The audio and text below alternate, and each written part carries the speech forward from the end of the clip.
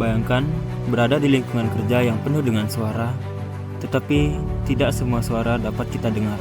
Saat ini, lebih dari 1,5 miliar orang di dunia hidup dengan gangguan pendengaran, dan sekitar 430 juta diantaranya mengalami gangguan pendengaran yang bersifat disabilitas. Menurut WHO, gangguan pendengaran dapat membatasi kemampuan seseorang untuk berkomunikasi dan berpartisipasi secara penuh dalam aktivitas sehari-hari. Karena itu, akses terhadap informasi suara bukan hanya persoalan komunikasi, tetapi juga bagian dari aksesibilitas dan keselamatan. Dari permasalahan inilah, Sirungu dikembangkan. Sirungu dirancang sebagai perangkat yang dapat digunakan secara praktis oleh teman-teman tuli dan tunawicara. Informasi yang sudah diterima pada perangkat selanjutnya akan diberikan atau ditampilkan kepada pengguna dalam bentuk visual sehingga mudah untuk dipahami. Oke, jadi pada sisi kecerdasan, Sirungu menggunakan pendekatan TinyML untuk mengklasifikasikan suara secara langsung pada perangkat. Oke, jadi audio yang diterima mikrofon itu diproses menggunakan representasi log-band spektrogram menggunakan processing yang sama dengan parameter training. Nah, representasi tersebut kemudian diberikan kepada model neural network untuk mengklasifikasikan suara. Nah, adapun suara yang kita terapkan seperti door knob, glass break, bell order, dan masih banyak lagi.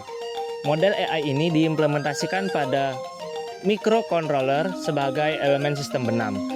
Mikrofon pada kedua sisi kanan dan kiri akan menangkap sinyal audio secara digital yang akan diproses secara langsung pada ESP32 dan diberikan kepada model untuk menghasilkan prediksi. Melalui pendekatan ini, proses pengenalan suara akan dapat dilakukan secara lokal pada perangkat tanpa harus bergantung pada komputer eksternal untuk melakukan inferensi.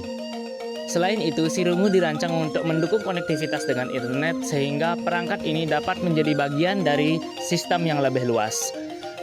Data hasil deteksi suara dapat digunakan sebagai informasi yang diteruskan ke sistem lain sehingga perangkat tidak hanya melakukan klasifikasi secara lokal namun berpotensi untuk terhubung dengan ekosistem digital. Integrasi ini memungkinkan Sirungu untuk dikembangkan lebih lanjut menjadi sistem monitoring dan asistensi yang dapat digunakan pada berbagai lingkungan. Oleh karena itu, Sirungu hadir untuk menjembatani informasi suara dan akses visual para teman tuli. Dengan menggabungkan IoT, embedded system, dan artificial intelligence, kami menghadirkan sebuah solusi yang nantinya akan membantu keseharian dan aktivitas para teman tuli dalam menjalankan keprofesiannya.